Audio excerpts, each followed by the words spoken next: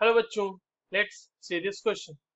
py orbital cannot form pi bond by lateral overlap with options are dxz orbital, dx square minus y square orbital, dxy orbital and pz orbital. चलिए इस question को solve करते हैं बच्चों.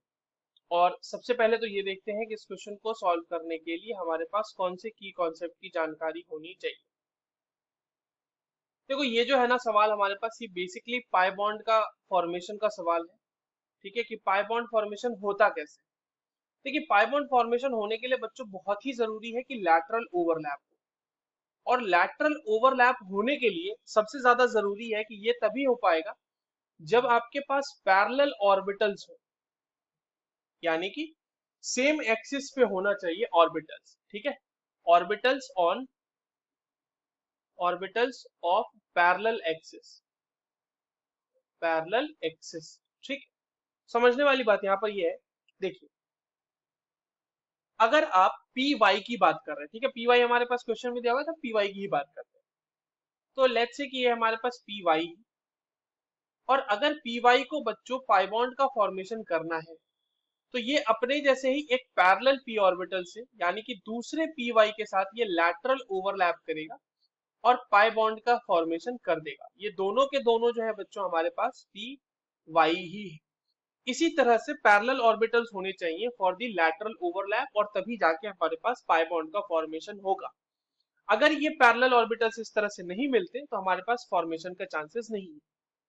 Now coming to कि क्या P Y का D orbital के साथ ओवरलैप हो सकता है क्या. तो देखिए ये अगर आपके पास डी ऑर्बिटल इस तरीके का बना हुआ है बच्चों, ये यहाँ पर डी ऑर्बिटल इस तरीके से आ गया, ठीक है, और ये पी ऑर्बिटल के साथ ओवरलैप करना चाह रहा है और ये आपका पी वाई है.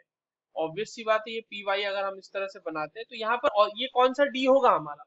तो देखिए ये पी वाई है अगर, तो ये एक्सिस हमारा वाई होगा, और ये जो है हमारे पास जो एक्सिस है दूसरा एक्सिस, ये हमारे पास एक्स हो सकता है या फिर जेड हो सकता है. इसके अलावा और कोई एक्सिस नहीं हो सकता, क्योंकि उसके केस में ही सिर्फ और सिर्फ हमारे पास इस तरीके से ओवरलैपिंग देखने को मिलेगी, अदरवाइज ओवरलैपिंग देखने को हमारे पास नहीं मिल सकती.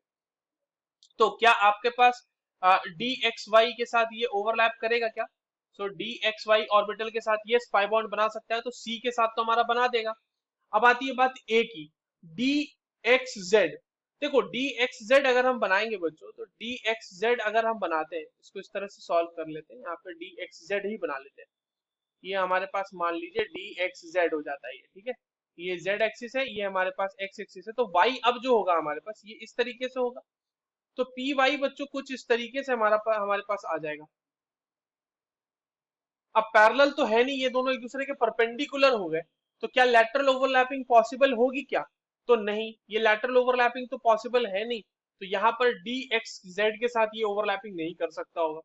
सिमिलरली अगर आप d x square y square की बात करें तो वहां पर भी आपको ओवरलैपिंग पॉसिबल नहीं है. क्यों नहीं पॉसिबल है, देखो बच्चों, ये आपके पास इस तरीके से हो गया, ये आपके पास y आ गया, ये आपके पास x आ गया, और ये dx स्क्वायर वाई स्क्वायर. यहाँ पर अगर आप पी वाई को ड्रॉ करो तो क्या आपके पास लेटरल ओवरलैपिंग पॉसिबल है ऑर्बिटल्स के बीच. नहीं, जबकि x का ये जो एक लोब है ये यहाँ पर ओवरलैपिंग करेगा, जो कि इनइफेक्टिव ओवरलैपिंग होती है, उससे कोई बॉन्ड का फॉर्मेशन नहीं होता. तो यहाँ पर भी ओवरलैपिंग पॉसिबल नहीं हो रही है. ऑप्शन डी क्या कह रहा है, पी जेड. मैंने आपको बताया ना कि पी वाई के साथ ही ओवरलैपिंग करेगा, पी जेड के साथ ओवरलैपिंग नहीं कर सकता क्योंकि वो पैरेलली परपेंडिकुलर हो जाएंगे. तो ऑप्शन डी भी नहीं होगा. और हमसे ये पूछा जा रहा है कि p y orbital can not form pi bond, तो ये किसके किसके साथ पाई बॉन्ड फॉर्म नहीं कर सकता. Options are A, B and D. I hope you understood this well. All the very best.